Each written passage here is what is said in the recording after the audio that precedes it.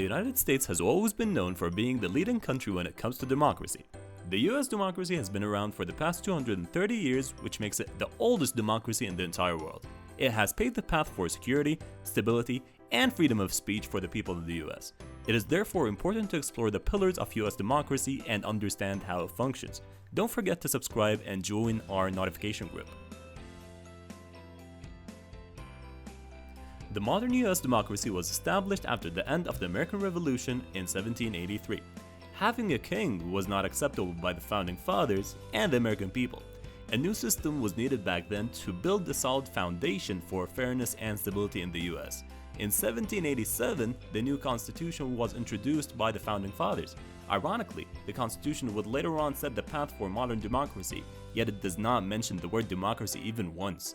The Constitution required the establishment of 3 independent branches in the US government that would have distributed authority and power.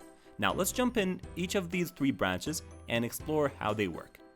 Let's start with the legislative branch. This branch was established by Article 1 of the Constitution. It includes both the House of Representatives, which is made of 435 members, and the Senate, which is made out of 100 senators. These 2 components are called the United States Congress and function in the US Capitol building. The US Congress is in charge of creating laws, various presidential appointments, passing the national bill, significant investigative powers, and declaring war.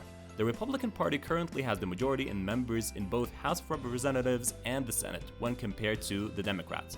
This would make the agenda of Donald Trump, the current president of the United States, that much more achievable since he was the Republican presidential nominee. For example, passing a new healthcare bill would have better odds in this case.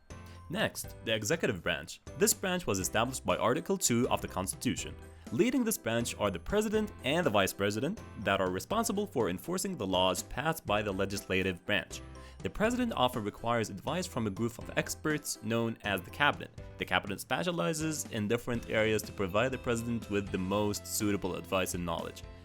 The executive branch is entitled to commanding the US Armed Forces, communicate with the leaders of other countries, in addition to overseeing national security and treasury matters. The executive branch employs more than 4 million Americans. That would include the armed force members, of course. This enormous number of people would ensure that the tasks of the executive branch are achieved. Finally, the judicial branch. This branch was established by Article 3 of the Constitution. It includes both the federal district courts and US Supreme Court. In other words, all the courts in the United States function under this branch of the US government. Members of the judicial branch are appointed by the president and confirmed by the Senate. This branch is concerned with the interpretation of the US laws and makes sure that everyone commits to them. Of course, the courts are also responsible for punishing those who break the law. The number of Supreme Court justice members is determined by Congress and is currently at 9 members, including 8 associate justices and 1 chief justice.